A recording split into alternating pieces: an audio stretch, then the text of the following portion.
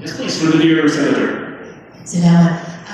Obviously, I'm not from the private sector, but if I could just add, although I'm in the opposition, I can tell you, there's a lot of good stuff in the Philippine Development Plan.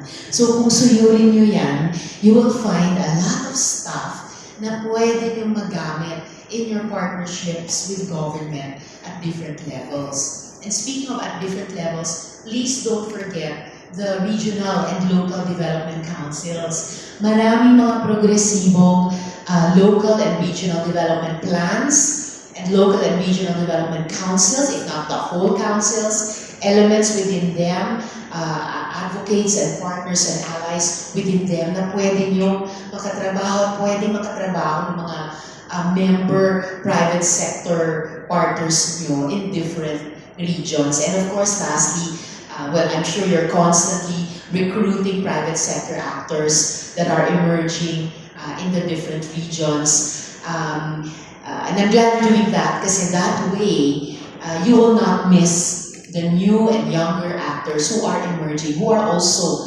passionate about DEI, implementing their best practices on the ground, and also looking to partner with government partners, and don't ever forget partners in the civil society. Thank you. Well, very well said. Do we have any questions from your audience over here? Hi, shine. Intro about how we actually have some good laws and some good incentives, particularly on the people with disabilities side, but they're not really being enacted. I think I met some people from Accenture as well from events by the School of the Deaf from Benil. And one of the things that I'm hearing from those that do hire people with disabilities is there are the laws on the books. For examples, like we might not know that you can you're allowed to deduct half of the salary for tax purposes, so that those savings can go towards the extra cost of accommodations, essentially.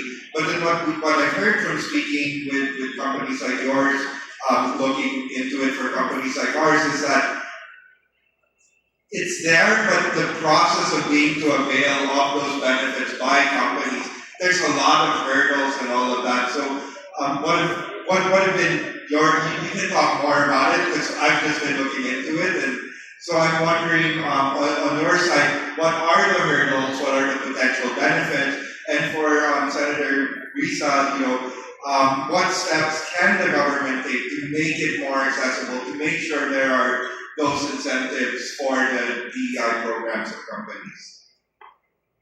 Thank you so much, Sir Shen. Thank you so much. Thank you so much, Shen. Thank you. Thank you so much, Shen. So it's a wonderful question. Currently, let's say the Philippines, again, I may not be the expert on this. We are encouraged to have around 1% of our employees with disability. We're so proud in Accenture to actually give more than 4% of our employees. So do the numbers, out of the 750,000 that we have, and then 85,000 in the Philippines. But I think more than the number, it also has to be, we're not just serving our company, there has to be a mindset that we're also serving humanity, right?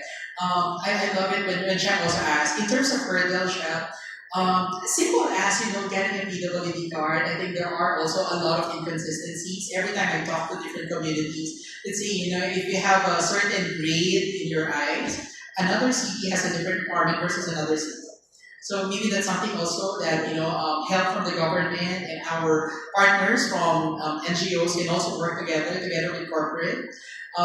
We also have gotten some support from the government wherein they've done their caravans. They actually went to our office because they heard about, we're hiring a lot of persons with disabilities. So they went to our office and have done the processing of the PWD cards there. I think those support, really make hiring more, more inclusive and more also encouraging for corporates, or companies like Accenture, and of course those are present here. And then maybe last also is overall benefits, right?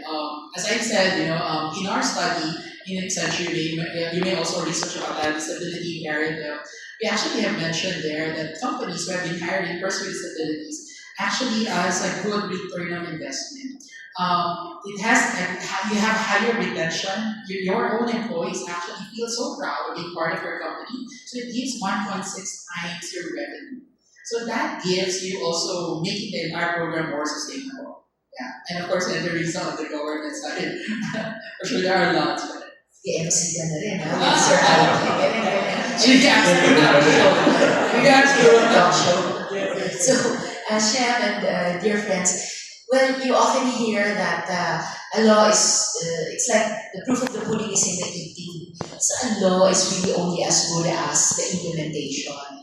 And that starts with the crafting of the implementing rules and regulations. Once may pasa namin ang batas, o mapirmahan ng presidente, o mag-lapse in tuloy, at wag lang mag-veto, hands-off na dapat ang legislature is the executive and the stakeholders who are part of crafting the IRRs. And then the real work begins again with the implementation. I think part of that work on the part of government should begin with a solid information campaign. Just to tell the stakeholders, to tell the implementers, including the implementing departments, o ganito yung batas, ganito yung mga proseso para ma-avail of at para ma-extend. So a key partner in many of these laws of ours, aside of course from DOLE and DTI, would be the Department of Social Welfare and Development, including the case of our kababayan, your employees na persons with disability. There are sections of the persons with disability movement, for example, persons and families with autism, that have continued to be very proactive also about crafting and pushing draft bills into law. I was listening to your presentation about how you have developed equipment for the use of persons with autism.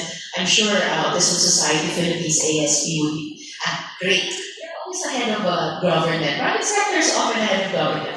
So you're already working with ASP. And yung mga local government units, again, like Mayor Joy in Quezon City, they also have this right to care card. So nauna na sila, so we were inspired and we filed a bill to make right to care a national legislation. And last but not the least for now, another example of how often private sector, often LGU go ahead of national government.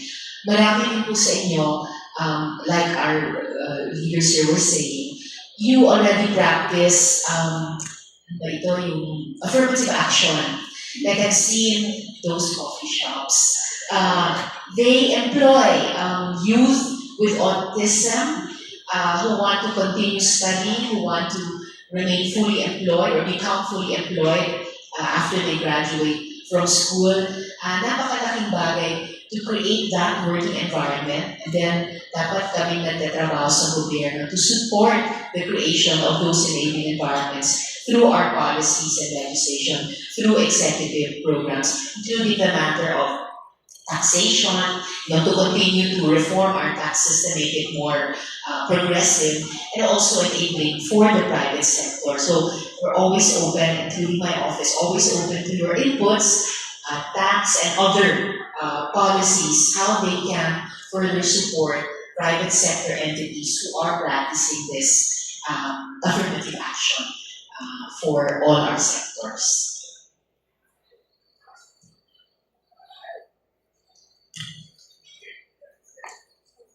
Yeah, I just want to add, it's very important. I think that's why we, for example, the social bill. I always say, when you read it, it has a certain private sector perspective on it. What I shared was, you have to incentivize good behavior. So why will company, what's in it for companies to do social, to do anti-discrimination? So I keep sharing this, incentivize good behavior, because that's the language of the private sector.